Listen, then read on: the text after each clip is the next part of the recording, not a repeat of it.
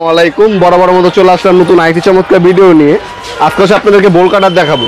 এই বোল কাটার হচ্ছে বিভিন্ন ধরনের রড, টিন, হ্যাঁ, তারপর হচ্ছে লোহার বার কাটার ক্ষেত্রে হচ্ছে এই রড বোল কাটারটা ইউজ করা হয় মূলত।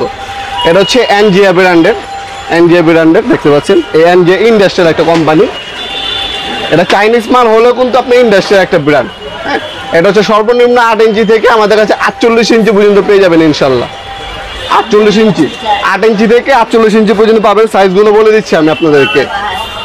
8 ইঞ্চি নিলে দাম পড়বে 650। এরপর হচ্ছে আপনার 12 ইঞ্চি, আবার 10 ইঞ্চিও হয়। 10 ইঞ্চি নিলে 750। 12 ইঞ্চি নিলে আপনার হলো 950 টাকা। 14 ইঞ্চি হয়, 14 ইঞ্চির দাম 1100 টাকা।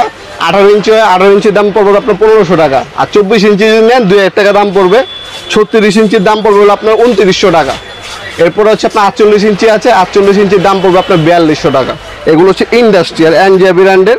আপনার যদি আমি দাঁত দেখাই, দাঁত কিন্তু ক্ষয় হবে না, দাঁত ভাঙার কোনো সম্ভাবনা, একদম ইন্ডাস্ট্রিয়াল কোয়ালিটির আপনার একটা মাল। যারা ভালো কোয়ালিটির একটা বোল কাটা চাচ্ছেন তারা কিন্তু এই এনজিয়া ব্র্যান্ডের বোল কাটাগুলো নিতে পারেন, আমাদের কাছে পেয়ে যাবেন। এছাড়াও আপনার ওয়াকিং নামের হবে আমাদের কাছে, ওয়াকিং ব্র্যান্ড, টোলসেন হবে, টোটাল হবে, ইনকো হবে, তারপর বস হবে। যা যেটা প্রয়োজন যোগাযোগ করবেন ইনশাল্লাহ। বিভিন্ন সাইজ হয়ে থাকে, সবগুলো সাইজ অ্যাভেলেবেল পেয়ে যাবেন। আজকে হচ্ছে 36 ইঞ্চিটা দেখালাম আপনাদেরকে। এটা হচ্ছে 900 mm অথবা আপনার 36 ইঞ্চি বলতে পারেন বোল কাটারটা।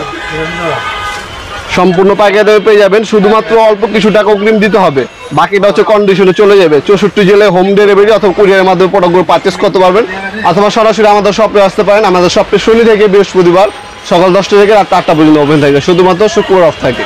ভিডিওটা এই পর্যায়ে সকলকে ধন্যবাদ চ্যানেলকে সাবস্ক্রাইব করার জন্য। ভিডিও যদি আপনার সামান্যতম উপকার এসে থাকে অবশ্যই লাইক করতে বলবেন না। দেখা হবে নতুন একটা চমৎকার ভিডিওতে। এসে ভালো থাকবেন, সুস্থ থাকবেন, আল্লাহ হাফেজ।